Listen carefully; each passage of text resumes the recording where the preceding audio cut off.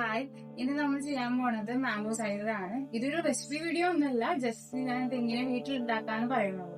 Mango cider എന്ന് പറഞ്ഞാൽ ആ പേര് കേട്ടാൽ തന്നെ എല്ലാവർക്കും മനസ്സിലാവുമെന്ന് വിചാരിക്കുന്നു. ആപ്പിൾ സൈഡർ പോലെ മാംഗോ സൈഡർ. ആപ്പിൾ സൈഡർ കഴിച്ചിട്ടുണ്ടാവുമെന്ന് പ്രതീക്ഷിക്കുന്നു. അതേപോലെ തന്നെ മാംഗോ സൈഡർ ഒരു ഫെർമെന്റഡ് ഡ്രിങ്ക് ആണ് മാത്രമേ ഉള്ളൂ.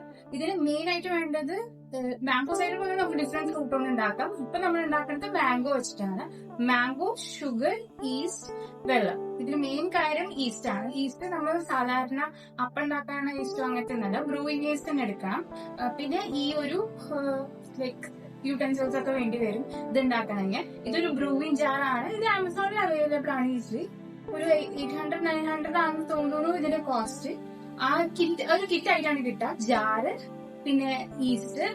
ഇവര് ഗഡ് ബാസ്കറ്റ് എന്ന കമ്പനിയുടെ ആണ് ഈ ജാറ്. അവര് തന്നെ ഒരു കിറ്റ് തരുന്നുണ്ട്. അത് ഈസ്റ്റ് ഉണ്ടാവും, സാനിറ്റൈസർ ഉണ്ടാവും, സ്റ്റെബിലൈസർ ഉണ്ടായിരിക്കും. ഇതിലെ മെയിൻ കാര്യം എന്താണെന്ന് വെച്ചാൽ നമ്മളെല്ലാം ചെയ്യണത് നല്ല വൃത്തിയോട് കൂടി ചെയ്യണം, അല്ലെങ്കിൽ ഈസ്റ്റ് ഗ്രൂപ്പ് ഡാമേജ് ആവാൻ സാധ്യതയുണ്ട്.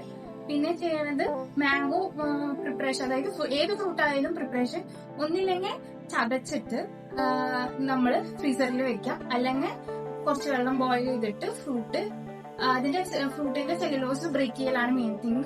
അപ്പോൾ വെള്ളം ചൂടാക്കിയിട്ട് ഫ്രൂട്ട്സ് നല്ല സ്മാഷ് ചെയ്തിട്ട് എടുക്കുക. ഇതാണ് മെയിൻ ആയിട്ട് വേണ്ടത്. ഇനി പിന്നെ നമ്മൾ ഈ ജാറില് ഷുഗറും ഫ്രൂട്ടും ഈസ്റ്റും ഇട്ടിട്ട് കുറച്ച് വെള്ളം ഒഴിച്ചിട്ട് ഇത് ബ്രൂ ചെയ്യാൻ വെക്കും. ഇതാണ് നമുക്ക് കിട്ടുന്ന ഗിറ്റ് ഗഡ് ബാസ്കറ്റ് എന്ന്.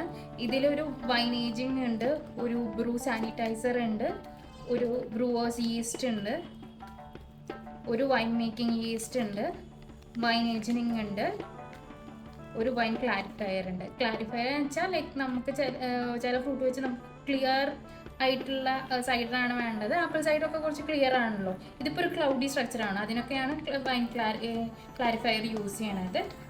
ഇതിൻ്റെ പക്ക എല്ലാ ഇൻസ്ട്രക്ഷനും ഇവരുടെ സൈറ്റിൽ തന്നെ ഉണ്ട്. നമ്മൾ അത് നോക്കി ചെയ്താൽ മതി. ഫ്രൂട്ട് ഇട്ടതിന് ശേഷം ഷുഗർ ഇട്ടിട്ട് വെള്ളം ഒഴിക്കും. വെള്ളം ലൈക്ക് ഇത്രയും മതി. ഒരു ജാറിന് നമുക്ക് മാക്സിമം 3 ലിറ്റർ വരെ കിട്ടും. പക്ഷെ ഇതിൽ അത്രയും ഫസ്റ്റ് തന്നെ നമ്മൾ വെള്ളം ഒഴിക്കുക, ഫുൾ ഇത്രയും അളവിൽ വെള്ളം ഒഴിക്കരുത്. ഇത് ഞങ്ങൾ ഒഴിച്ച് ഇത്രയും ലെവലായതാ.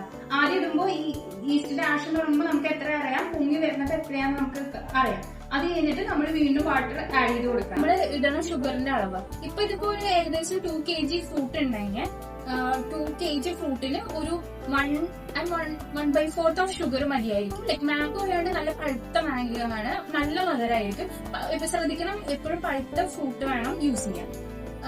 ഷുഗറിന്റെ കണ്ടന്റ് നമുക്ക് ഇഷ്ടമല്ല. ലൈക്ക് നമ്മുടെ ഡ്രിങ്ക് അവസാനം ഷുഗർ ലൈക്ക് മധുരമുള്ള ടേസ്റ്റ് ആണ് വേണമെങ്കിൽ നമുക്ക് കൂടുതൽ പഞ്ചസാര ഇടാം, അല്ലെങ്കിൽ മധുരം കുറവാണെങ്കിൽ ഒരു 1 kg ഒക്കെ മതിയായിരിക്കും.